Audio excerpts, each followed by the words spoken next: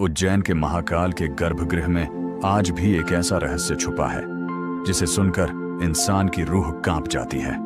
कहते हैं जब विक्रमादित्य के समय में उज्जैन पर विनाश का साया मंडराया तो नगर के ऋषियों ने चेतावनी दी थी, महाकाल सोए नहीं है, वो हर सांस में इस भूमि की रक्षा कर रहे हैं। लेकिन असली खेल तो रात के तीसरे पहर से शुरू होता है, जब मंदिर की घंटियां थम जाती हैं और पूरा उज्जैन एक अजीब सी खामोशी में डूब जाता है। पुरानी कथाओं के अनुसार उस समय मंदिर की दीवारों पर हल्की कंपन महसूस होती है, जैसे कोई अदृश्य शक्ति भीतर घूम रही हो।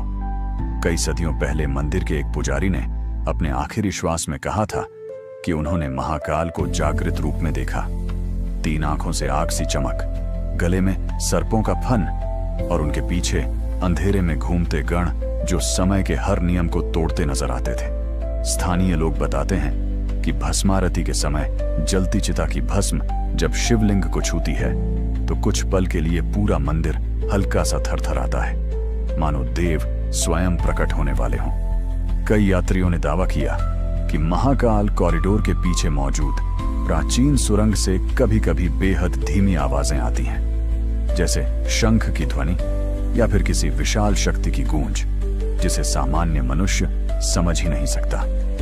कहते हैं ये वही सुरंग है जो कभी प्रत्यक्ष रूप से काल लोक तक जाती थी, जहां समय रुक जाता है और हर आत्मा अपने कर्मों का सामना करती है। महाकाल मंदिर के ठीक नीचे 3 परतें हैं। पहली मानवों की दुनिया, दूसरी प्रेतलोक की ऊर्जा और तीसरी वह स्थान जहां स्वयं काल निवास करते हैं। हर साल शिवरात्रि से एक रात पहले पुजारी एक गुप्त अनुष्ठान करते हैं जिसमें कहा जाता है कि ब्रह्मास्त्र जितनी शक्ति की रक्षा हेतु काल मुद्रा को जगाया जाता है ताकि उज्जैन पर कोई संकट न आए। और सबसे चौंकाने वाली बात, आज भी मंदिर की एक दीवार पर एक रहस्यमयी छाया रोजाना ठीक मध्य रात्रि को दिखाई देती है, जो धीरे धीरे शिवलिंग की ओर बढ़ती है और फिर गायब हो जाती है।